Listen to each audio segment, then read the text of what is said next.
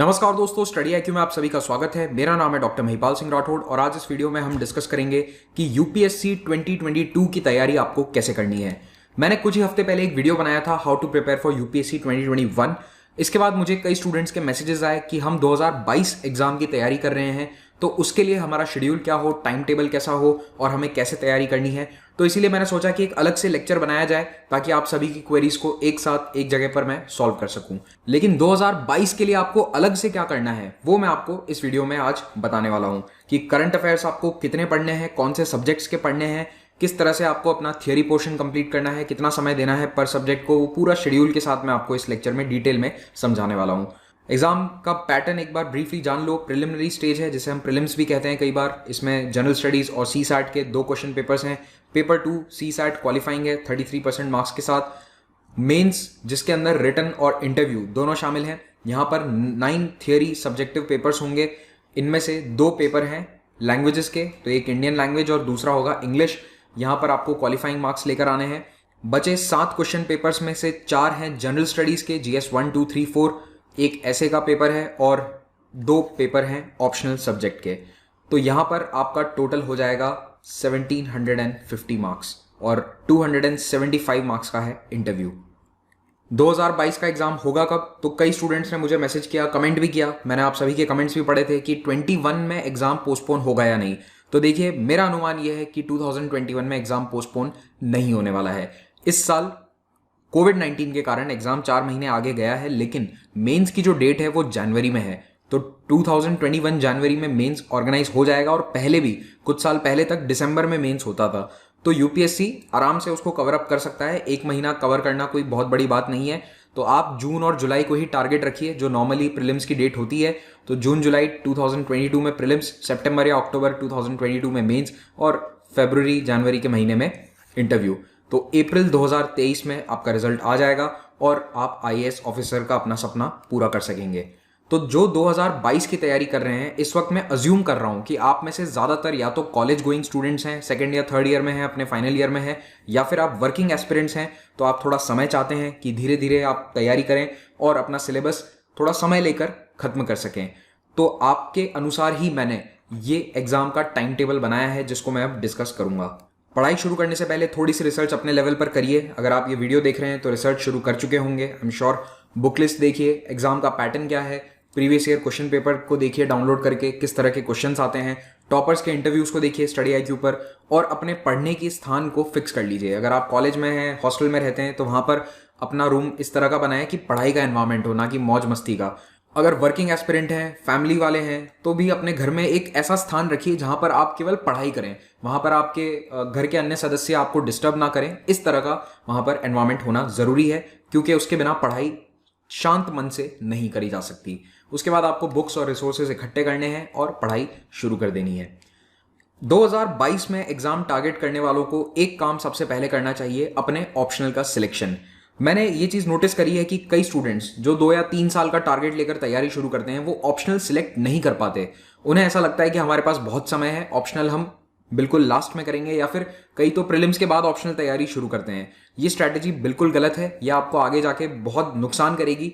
तो सबसे पहला काम with in first 2 to 3 months ये कीजिए कि ऑप्शनल को सिलेक्ट कर लीजिए। इससे फायदा ये होगा कि एक तो आप ऑप्शनल को आराम से धीरे धीरे पढ़ सकते हैं, तो आपकी जो रीडिंग पेस है वो दूसरों के कंपैरिजन में बेटर होगी, क्योंकि आपके पास समय ज्यादा होगा। तो आपको केवल नोट्स से पढ़ना जरूरी नहीं है। यहाँ पर कई लोग गलती कर देते हैं कि किसी कोचिंग के नोट्स उठाकर ले आए, या फिर किसी फेमस सर के या फैकल्टी के नोट्स आप ले आए और उनको पढ़कर आपने सोचा कि मेरा ऑप्शनल सब्जेक्ट तैयार हो गया है। नहीं, आप स्टैंडर्ड बुक्स को जरूर पढ़िए।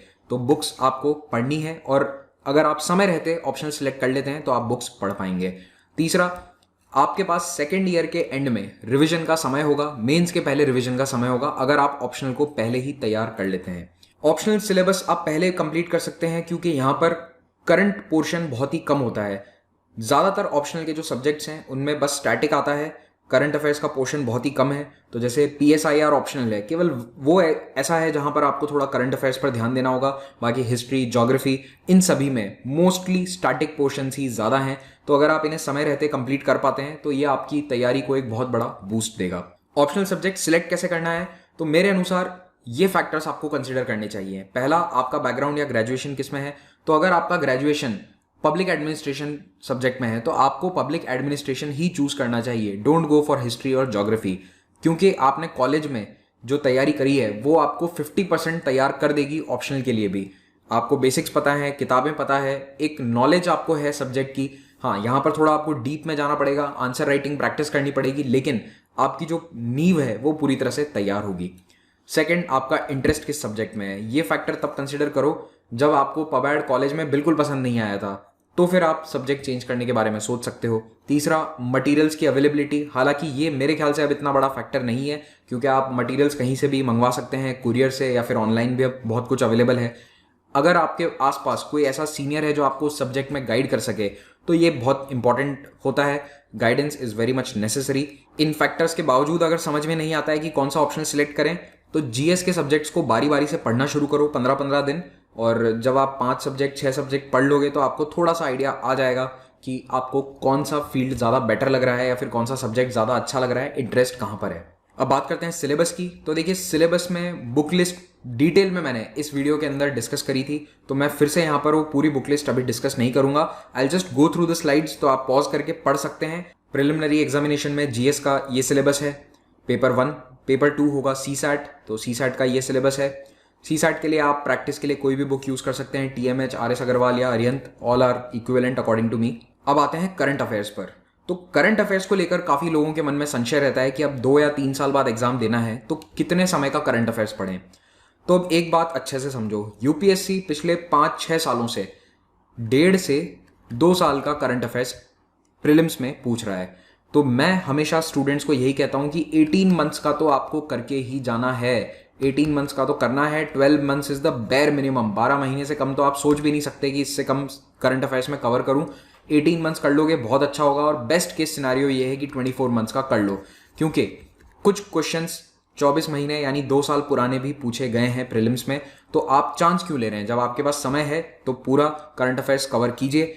अगर आप आज यानी कि जून 2020 में तैयारी शुरू करते हैं तो डेफिनेटली आप सिलेबस के साथ साथ करंट अफेयर्स भी पढ़ेंगे और आपका बेस अभी से स्ट्रांग होता जाएगा। तो आपको ये एडवांटेज रहेगा उन लोगों के कंपैरिजन में जो 1 साल की तैयारी करते हैं, कि वो करंट अफेयर्स, पुराने करंट अफेयर्स को जब पढ़ते हैं तो उनके लिए वो एक एडिशनल सब्जेक्ट की तरह है। आपके लिए एक सब्जेक्ट नहीं होगा, आप ऑर्गेनिकली करंट अफेयर्स को इम्बाइब करते हुए तैयारी आगे बढ़ाएंगे। तो आपको एक न्यूज़पेपर पढ़ना है, चाहे हिंदू या इंडियन एक्सप्रेस में से कोई भी एक न्यूज़पेपर पढ़िए। योजना मैगजीन मंथली आप पढ़ सकते हैं, लेकिन मैं सजेस्ट करूंगा कि 6 महीने तक योजना मत पढ़ो, इतने अच्छे से समझ में नहीं आएगी। एक बार इकोनॉमी की थियरी अगर आप पढ़ लेते हैं उसके बाद आपको योजना थोड़ी बेटर समझ में आएगी। इंडिया ईयर बुक को खरीद के रखो, रेफरेंस के लिए इस्तेमाल करना है।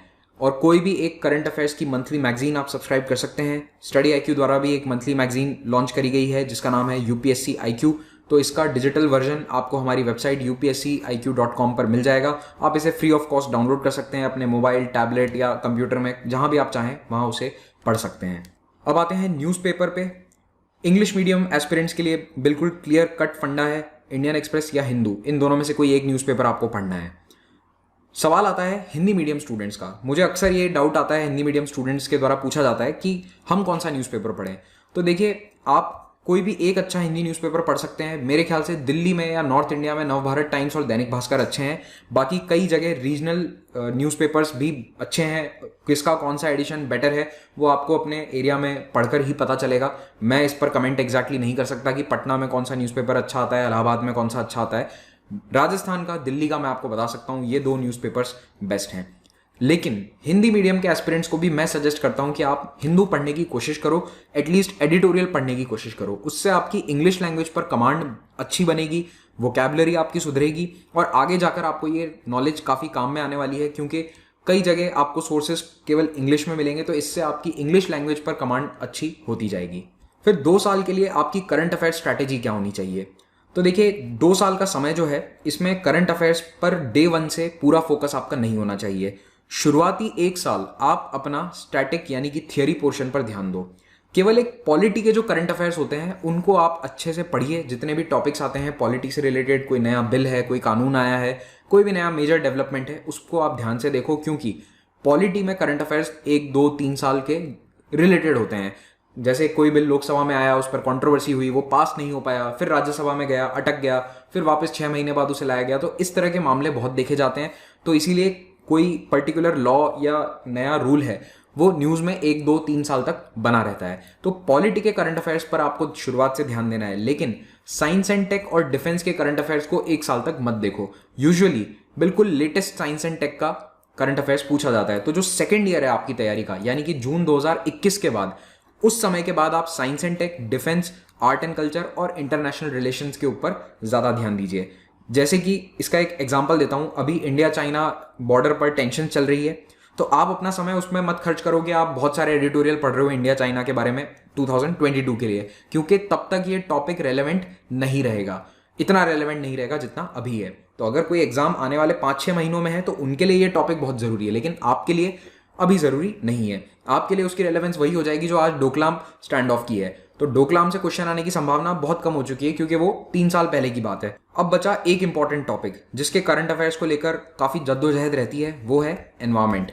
अब एनवायरमेंट के अंदर क्या है कि कुछ ट्रीटीज हैं, कोई मीटिंग्स हैं, कोई कॉन्फ्रेंस हो रही है, ये अक्सर पूछे जाते हैं। तो इसमें आपको 2 साल देने पड़ेंगे, मेहनत करनी पड़ेगी। लेकिन अगेन यहाँ पे मैं आपको एक सजेशन देता हूँ कि शुरुआत से एनवायरमेंट के करंट अफेयर्स पर ध्यान मत दो, कंपाइलेशन देख लेना बाद में। जो एनुअल कंपाइलेशन आता है, जैसे स्टडी आईक्यू पर भी आपको एक क्रैश कोर्स मिलेगा एनवायरमेंट का, उसमें हम क्या करते हैं, सारे पूरे साल के जो इंपॉर्टेंट करंट अफेयर्स है एनवायरमेंट से रिलेटेड, वो 3 या 4 लेक्चर के अंदर आपको मिल जाएंगे। तो आप उनको देखो। पहले डे 1 से एनवायरमेंट के करंट अफेयर्स पर बहुत ज्यादा फोकस मत रखना। पहले एक बार अपना थियरी पोर्शन खत्म करो, सेकंड ईयर में थोड़ा इन चीजों पर ध्यान देना शुरू करना। तो एक्सेप्ट पॉलिटी, आपको दूसरे करंट अफेयर्स पर डेप्थ में नहीं जाना है। ये तो हो गई करंट अफेयर्स की बात। अब आते हैं हम थियरी पोर्शन पर। तो देखिए, अगर आप 2 साल बाद थियरी पोर्शन को कवर करना चाहते हैं तो आप स्टडी आईक्यू के स्मार्ट कोर्स के माध्यम से इसको कर सकते हैं। इस स्मार्ट कोर्स के अंदर सारे सब्जेक्ट्स को डिफरेंट फैकल्टीज के द्वारा कवर किया गया है, जैसे कि history, polity, art and culture, ये सब्जेक्ट्स मेरे द्वारा पढ़ाए गए हैं। Science and tech Prashant Dhawan sir द्वारा पढ़ाया गया है। एनवायरमेंट गौरव गर्ग सर द्वारा पढ़ाया गया है। अंकित अग्रवाल सर ने इकोनॉमी पढ़ाई है। इस तरह से सारे सब्जेक्ट्स को डिटेल में हमने कवर किया है। तो आप लेक्चर्स को अपने समय के अनुसार देख सकते हैं, और जो मैं आगे आपको शेड्यूल बताऊंगा, उस शेड्यूल के अनुसार भी इन लेक्चर्स को आप कंप्लीट करके अपना पूरा कोर्स खत्म कर सकते हैं। और ये कोर्स आपको कहाँ पर मिलेगा? स्टडी आईक्यू की ऐप पर। गूगल प्ले स्टोर से आपको ये ऐप डाउनलोड करनी है, और इसमें जो सबसे ऊपर आपको कोर्स नजर आ रहा है, ये है यूपीएससी सीएसई स्मार्ट कोर्स। इस कोर्स की खास बात यह है कि इसमें 3 साल की वैलिडिटी आपको मिलेगी, यानी कि 36 महीनों तक आप जब भी चाहें लेक्चर्स को देख सकते हैं। और ऐसा नहीं है कि आप 3 साल तक वही लेक्चर देखेंगे, जो भी अपडेट्स हैं वो उसी लेक्चर के या उसी टॉपिक के वहां पर आपको अपडेट्स भी मिल जाएंगी। तो अगर मान लो इकोनॉमी में कोई चेंज आता है, जो कि आता रहता है, नॉर्मल है, तो वो तुरंत अपडेट्स आपको उसी लेक्चर या उसी टॉपिक के नीचे मिल जाएंगे, आप उसको देख सकते हैं। फिर क्योंकि इसमें लंबा समय है, तो अगर आपके कॉलेज में एग्जाम है या फिर आप अन्य कहीं बिजी हैं, 1 महीने के लिए, 2 महीने के लिए आप यूपीएससी की तैयारी पर फोकस नहीं कर सकते, तो आप आराम से लेक्चर्स को बाद में देखिए। पहले अपने कॉलेज एग्जाम्स पे फोकस कर सकते हैं, या अन्य जो भी आपका काम है, मे बी ऑफिस में आप थोड़े से बिजी हैं 1 महीने, तो ये फ्लेक्सिबिलिटी आपको ऑफलाइन कोचिंग में नहीं मिलेगी। This is the best part about any online course. तो मैं ये रेकमेंड करता हूँ वर्किंग एस्पिरेंट्स को कि आप इस कोर्स की मदद से आईएएस की तैयारी करें। इस कोर्स के साथ साथ आपको जो ऑथेंटिक बुक्स हैं उनको भी पढ़ना है। कई स्टूडेंट्स ये सवाल करते हैं कि हमने लेक्चर देख लिया है, क्या अब हमें बुक पढ़ने की आवश्यकता है? तो देखिए, आंसर है कि बुक पढ़ने की आवश्यकता नहीं है, लेकिन अगर आपको सिलेक्शन चाहिए तो किताब पढ़ो। किताब बनाई इसीलिए गई है क्योंकि उसे पढ़ना होता है। हमने भी वो किताबें पढ़ी है, उसी से हमने वो जो ज्ञान है उसको लिया है और आपको लेक्चर में थोड़ा सा सरल रूप में समझाया है। लेकिन आपको किताब पढ़ने से फायदा क्या होगा? आपको टॉपिक तो समझ में आ गया, लेकिन जब आप उसे किताब में पढ़ेंगे, जब आप उसे एनसीईआरटी में पढ़ोगे या जो भी स्टैंडर्ड बुक है उसमें पढ़ोगे, तो आपको आंसर राइटिंग कैसे करनी है वो समझ में आएगा। आपकी जो लैंग्वेज स्किल है वो सुधरेगी। तो इसीलिए ऑथेंटिक बुक्स को हमेशा पढ़ना चाहिए। और जो बुक लिस्ट है प्रीलिम्स और मेंस की, वो मैं अब इन आने वाली स्लाइड्स में दिखाने वाला हूं आपको। अब आपके पास समय भी है, तो आपको इन सारी किताबों को अच्छे से पढ़ना है। एनसीईआरटी से शुरू करना है, और उसके बाद आप स्टैंडर्ड टेक्स्ट बुक्स पढ़ सकते हैं, जैसे कि a brief history of modern India, spectrum जिसे कहते हैं, बिपिन चंद्रा की किताब है India struggle for independence. Geography में आपके पास समय है तो आप जीसी लियोंग से स्टार्ट कीजिए, फिजिकल ज्योग्राफी पढ़िए और इस किताब से अपना बेसिक बनाइए। फिर माजिद हुसैन सर की जो ज्योग्राफी ऑफ इंडिया है, उस किताब को भी आप पढ़ सकते हैं, क्योंकि आप टाइम अच्छा है आपके पास, तो नॉर्मली इसे रेफरेंस के रूप में यूज करते हैं, लेकिन इसको भी आप पूरा पढ़िए, it will be good for you. Polity में आपको लक्ष्मीकांत पढ़नी है, इसके अलावा कोई बुक पढ़ने की आवश्यकता नहीं है। डीडी बसु कई टीचर्स सजेस्ट करते हैं, मैं नहीं करता। DD Basu I don't think you need to read. केवल करंट अफेयर्स पर अपडेटेड रहो पॉलिटी के, वो ज़्यादा इंपॉर्टेंट है। इकोनॉमी में एनसीईआरटी पढ़ो बेसिक्स के लिए, और उसके बाद रमेश सिंह सर की जो किताब है उसको आपको पढ़ना है। मैंने यहाँ पर रेफरेंस लिखा है क्योंकि जब आपके पास समय नहीं है तो आप उसको रेफरेंस के लिए यूज़ कीजिए, लेकिन जब समय है तो उसको पूरा अच्छे से पढ़िए। इकोनॉमिक सर्वे और बजट के जो वीडियोस हैं वो आप 2021 वाले मत देखना, आप 2022 के जो बजट और इकोनॉमिक सर्वे के वीडियोस हैं उन पर ध्यान दीजिएगा।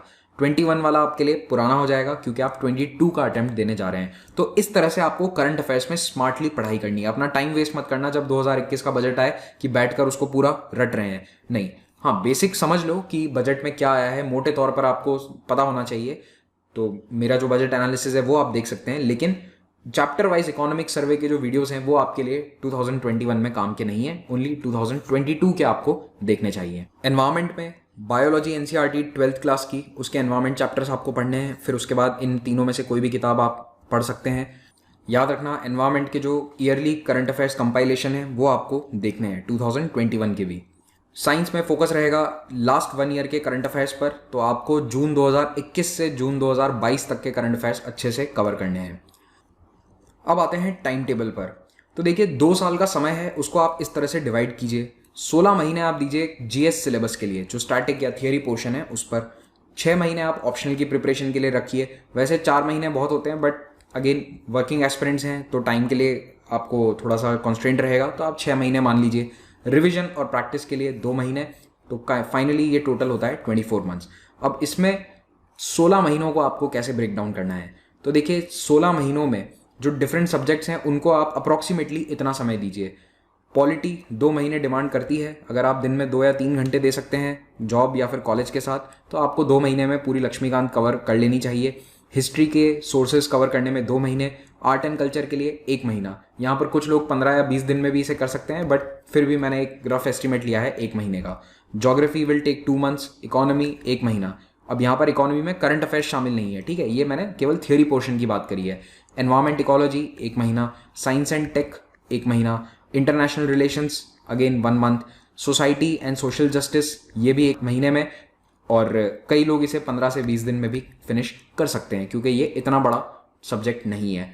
अगर यहाँ पर आप जल्दी फिनिश कर देते हैं तो आप एथिक्स या साइंस एंड टेक जैसे सब्जेक्ट्स में ज़्यादा समय दे सकते हैं। एथिक्स के लिए 2 महीने का समय रखा है, लेकिन यहाँ पर केस स्टडी की प्रैक्टिस का टाइम इंक्लूड करके मैंने रखा है, वरना एथिक्स 1 महीने के अंदर आराम से किया जा सकता है, बट फिर भी 2 महीने रखें ताकि आप केस स्टडी पर भी ध्यान दें, डेली उसकी भी प्रैक्टिस करें। इंटरनल सिक्योरिटी और डिजास्टर मैनेजमेंट अगेन 1 मंथ।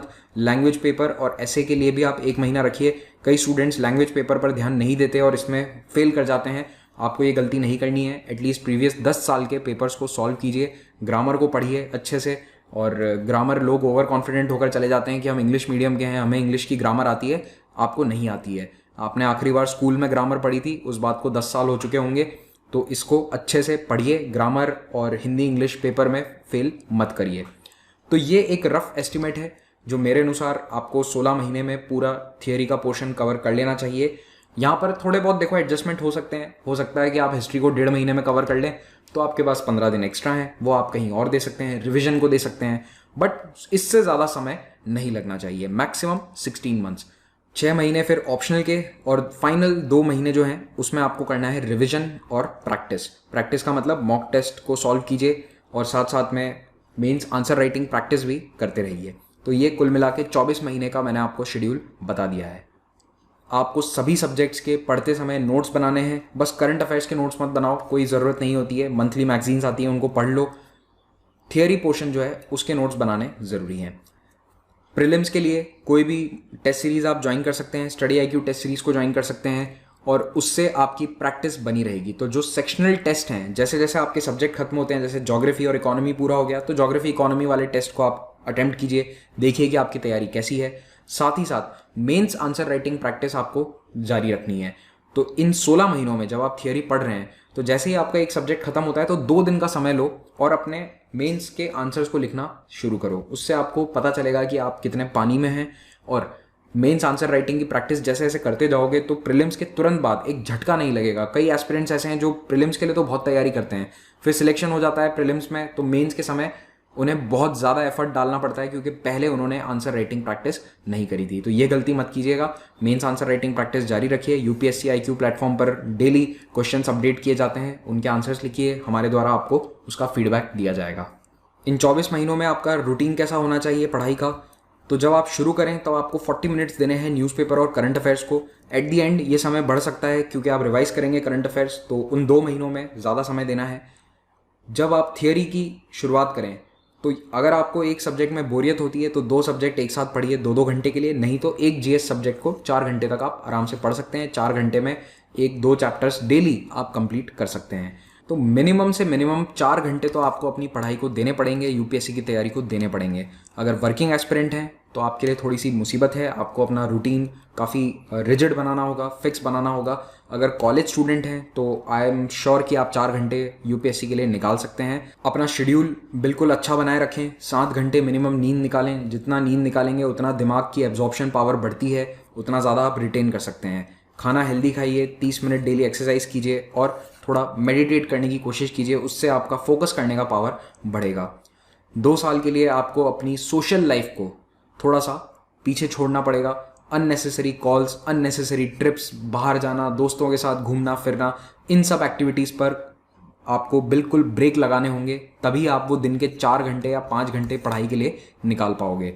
2 साल तक अपने रिश्तेदारियों में शादी ब्याह अटेंड करने भी मत जाइए, कोई फ़र्क नहीं पड़ेगा अगर आप शादी में नहीं जाओगे, किसी की शादी तो होकर ही रहेगी। जब आप सिलेक्ट हो जाओगे तो लोग आपको खुद बुलाने आएंगे कि कलेक्टर साहब हमारे बेटे या बेटी की शादी में ज़रूर आइएगा। तो उस दिन का इंतज़ार कीजिए जब आपको एक चीफ गेस्ट की तरह शादी में बुलाया जाए।